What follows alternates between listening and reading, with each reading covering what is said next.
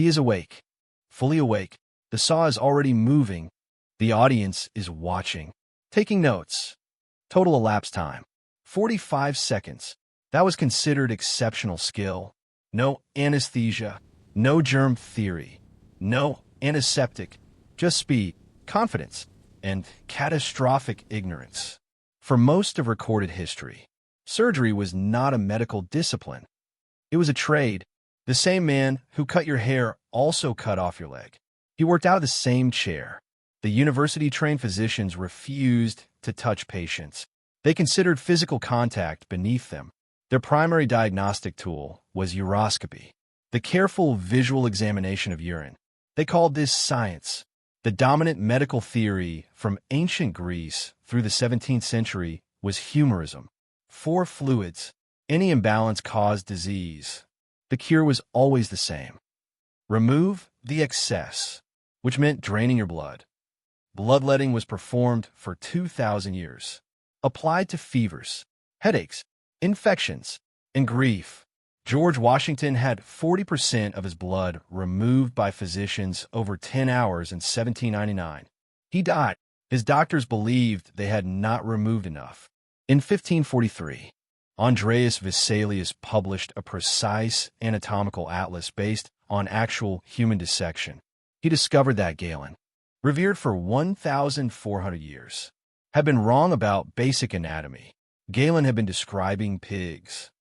In 1628, William Harvey proved blood circulates in a closed loop. Before that, physicians believed blood was produced in the liver and simply consumed by the body. Veins and arteries were thought to be entirely separate systems. By the 19th century, surgery remained catastrophically lethal. Surgeons wore bloodstained coats as a badge of experience. Washing hands before operating was not standard practice. It was not even considered relevant. Robert Liston could amputate a leg in 28 seconds. Crowds paid to watch. In his most infamous operation, he amputated so fast he also removed the patient's testicles. He simultaneously cut off an assistant's fingers. The patient died of infection. The assistant died of infection. A spectator died of shock. One operation, 3 fatalities. It was recorded as an unfortunate but unremarkable event. In 1847, Semmelweis proved that hand-washing reduced maternal mortality from 18% to under 2%. He had the data. He had the evidence. The medical establishment rejected him completely and had him committed to an asylum. He died in the asylum weeks later. Of infection, almost certainly contracted from a dirty wound during his forced admission. The man who discovered antisepsis killed by the absence of it. Joseph Lister read Pasteur's germ theory in 1865 and applied carbolic acid to wounds and instruments. Post-surgical mortality dropped from 46% to 15%. He presented this to the British Medical Association in 1867. The response was largely indifferent. In 1846, William Morton demonstrated ether at Massachusetts General Hospital. A tumor was removed. The patient felt nothing. The surgeon turned to the crowd and said, "Gentlemen, this is no humbug." For the first time in human history, surgeons no longer needed to be fast. They could afford to be careful. Speed had been the only mercy. Now it was just a habit they had to unlearn. Anesthesia, antisepsis, and germ theory converged between 1846 and 1880. Surgery transformed more in those 34 years than in the preceding 2,000. Mortality dropped from near certain to survivable. Gloves became standard. Eventually, the surgeon you trust today operates within a framework assembled almost entirely in the last 170 years. Before that, the profession requiring a decade of training was legally indistinguishable from hairdressing. The Barber Surgeons Guild dissolved in 1745, younger than the United States. What is most remarkable is not the ignorance.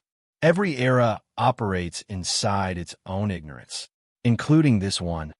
What is remarkable is the confidence.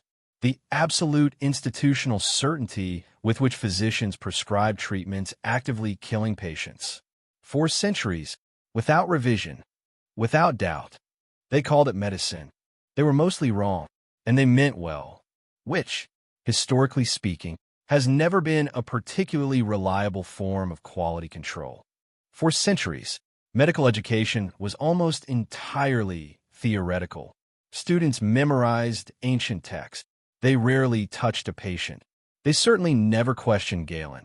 Observation was considered inferior to scholarship. The library was more trusted than the body. Anatomy education required cadavers. Legal cadavers were almost impossible to obtain. So medical schools quietly purchased bodies from grave robbers. This was well known, largely tolerated. Edinburgh's anatomy departments were essentially running a black market in human remains throughout the 1800s. William Burke and William Hare took this further. Rather than waiting for people to die, they murdered 16 individuals and sold the bodies to anatomist Robert Knox. Knox asked no questions. He had lectures to prepare. Surgical instrument design advanced considerably before surgical technique did. By the 1700s, amputation kits were elegant, precisely engineered, and beautifully crafted. The tools were sophisticated. The understanding of infection that would make using them survivable was still 100 years away. War accelerated surgical practice more than any peacetime institution. Napoleonic Wars, the American Civil War, the Crimean War, each produced thousands of amputations under catastrophic conditions.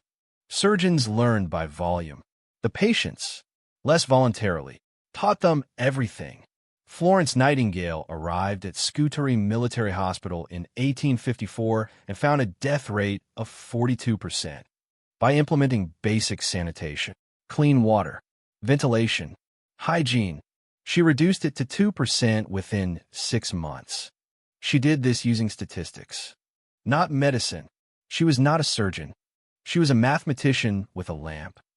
In 1895, Wilhelm Röntgen discovered X-rays accidentally while experimenting with cathode tubes. Within weeks, surgeons were imaging bones without cutting the patient open. The first clinical X-ray in history was of a hand. Within a year, the technology was being used in field hospitals. The adoption rate was extraordinary when the evidence was undeniable.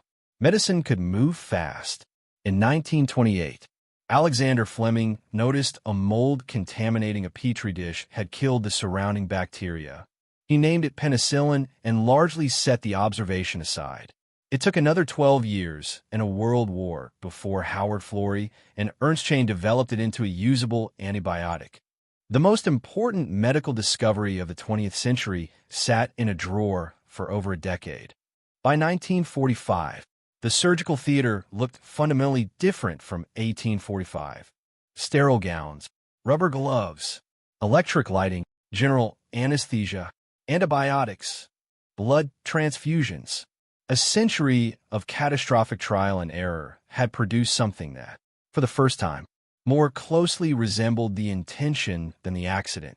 Medical licensing, standardized training, and evidence-based practice emerged slowly through the late 19th and early 20th centuries. The profession that had required no formal qualification for most of history now demanded a decade of education. The bar had been set considerably higher than the ability to cut fast and look confident. The modern hospital is a genuinely recent invention, the first institution resembling a contemporary medical facility, with sterile wards, trained nursing staff, and evidence-based treatment protocols. Did not exist before the 1870s. For all prior human history, going to a hospital increased your probability of dying. The building itself was the hazard. The history of surgery is not a story of genius. It is a story of extremely slow, extremely painful, extremely reluctant revision. Every major breakthrough was initially resisted. Every reformer was first ignored, then mocked, then, after enough bodies had accumulated, eventually proven right. The pattern has not changed, only the speed at which we now recognize it. Slightly, Between those two hands lies approximately 150 years of dead patients, dismissed reformers, institutional arrogance, and accidental discovery. That is what progress looks like. Historically speaking, it is less linear than the textbooks suggest, and considerably more expensive in human terms.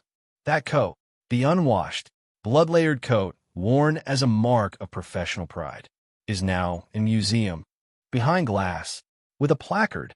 It is exhibited as evidence of a more primitive time. Future generations will almost certainly build similar museums. The exhibits are already being collected.